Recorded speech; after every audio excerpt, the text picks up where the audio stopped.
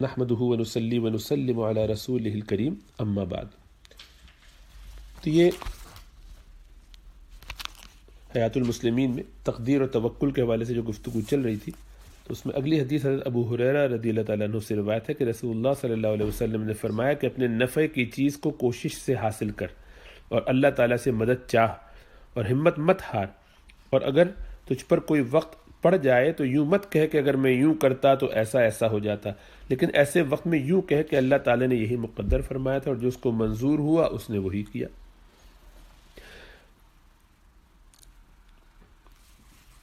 ارشاد فرمایا اللہ تعالیٰ نے مشورہ لینے کے بعد جب آپ ایک جانب رائے قائم کر لیں تو خدا تعالیٰ پر اعتماد کر کے اس کام کو کر ڈالا کیجیے۔ پہلے مشورہ کرنا ہے، وہ امر شورا بینہم، پھر فَإِذَا عَزَمْتَ فَتَوَكَّلْ عَلَى اللَّهِ، جب فیصلہ کر لیا تو بس اب اس سے ہلو نہیں۔ اللہ تعالیٰ ایسے اعتماد کرنے والوں سے جو اللہ تعالیٰ پر اعتماد رکھیں محبت فرماتے ہیں۔ یعنی اس سے بڑھ کر اور کیا دولت ہوگی کہ خدا تعالیٰ پر بھروسہ رکھنے والوں سے اللہ تعالیٰ کو محبت ہے۔ جس شخص سے خدا تعالیٰ کو محبت ہو اس کی فلاح میں کس کو شبہ ہو سکتا ہے۔ اور اس آیت سے یہ بھی معلوم ہوا کہ توکل کے ساتھ تدبیر کا بھی حکم ہے، کیونکہ مشورہ تو تدبیر ہی کے لیے ہوتا ہے۔ البتہ تدبیر پر بھروسہ نہ چاہیے، بلکہ تدبیر کر کے بھی بھروسہ خدا پر ہی ہونا چاہیے۔ ارشاد فرمایا اللہ تعالیٰ نے کہ یہ ایسے مخلص لوگ ہیں کہ بعض لوگوں نے جو ان سے آ کر کہا کہ ان لوگوں نے یعنی کفار مکہ نے تمہارے مقابلے کے لیے بڑا سامان جمع کیا ہے تو تم کو ان سے اندیشہ کرنا چاہیے، تو اس خبر نے ان کے جوش ایمان کو اور زیادہ کر دیا اور نہایت استقلال سے یہ کہہ کر بات کو ختم کر دیا کہ ہم کو حق تعالیٰ تمام مہمات میں کافی ہے، وہی سب کام سپرد کرنے کے لیے اچھا ہے، یہی سپرد کرنا توکل ہے۔ پس یہ لوگ خدا تعالیٰ کی نعمت اور فضل سے یعنی ثواب اور نفع تجارت سے بھرے ہوئے ہیں، واپس ہو کر یعنی نفع لے کر واپس آئیں گے کہ ان کو کوئی ناگواری ذرا پیش نہیں آتی، اور وہ لوگ اس واقعے میں رضائے حق کے تابع رہے، اسی کی بدولت ہر طرح کی نعمتوں سے سرفراز ہوئے اور اللہ تعالیٰ بڑا فضل والا ہے۔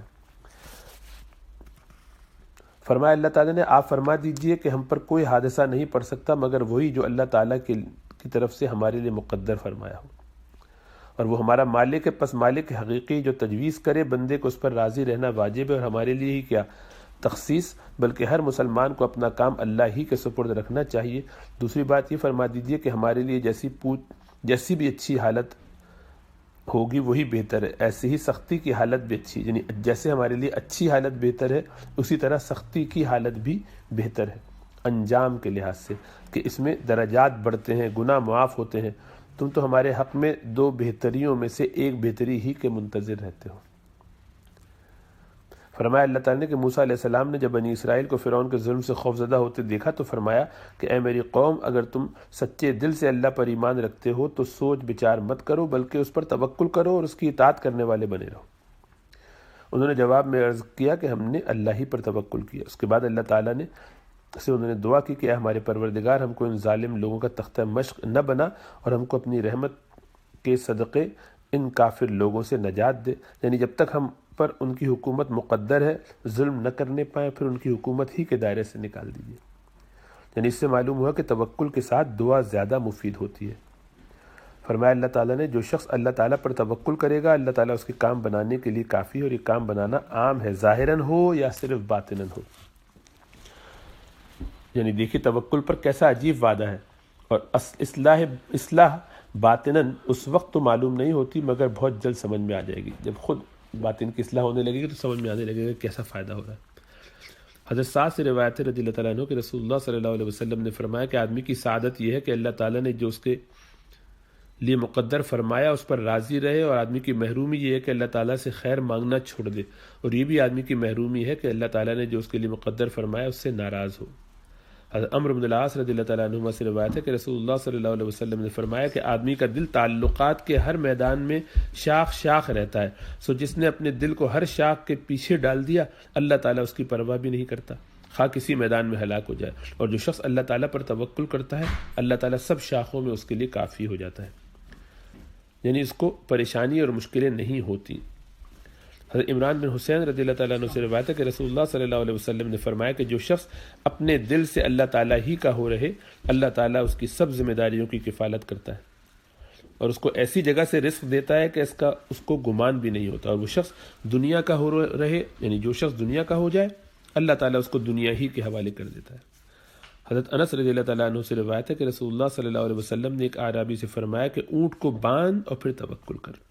یعنی توکل میں تدبیر کی ممانعت نہیں ہے، ہاتھ سے تدبیر کرے، دل سے اللہ پر توکل کرے اور تدبیر پر بھروسہ نہ کرے۔ ابو خزامہ سے روایت ہے کہ رسول اللہ صلی اللہ علیہ وسلم سے پوچھا گیا کہ دوا اور جھاڑ پھونک کیا تقدیر کو ٹال دیتی ہے؟ آپ نے فرمایا یہ بھی تقدیر ہی میں داخل ہے کہ تم ایسا کرو، یعنی یہ بھی تقدیر ہی ہے کہ فلاں دوا یا جھاڑ پھونک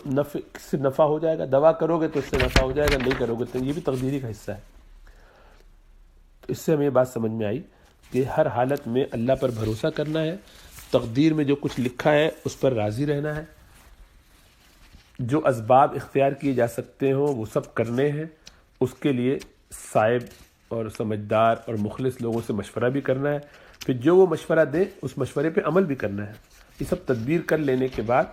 بھروسہ لیکن کسی پر نہیں کرنا، صرف اللہ پر کرنا، نہ اپنی تدبیر پر، نہ اپنی صلاحیتوں پر، نہ اس مشورے پر، کسی بھی چیز پر نہیں۔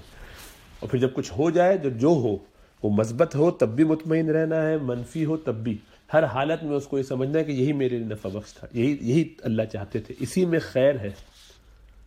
تو اس سے انشاءاللہ تعالی ایمان بھی بنتا جاتا ہے، پریشانی بھی نہیں ہوتی۔ اللہ میں سمجھ و شعور عطا فرمائے۔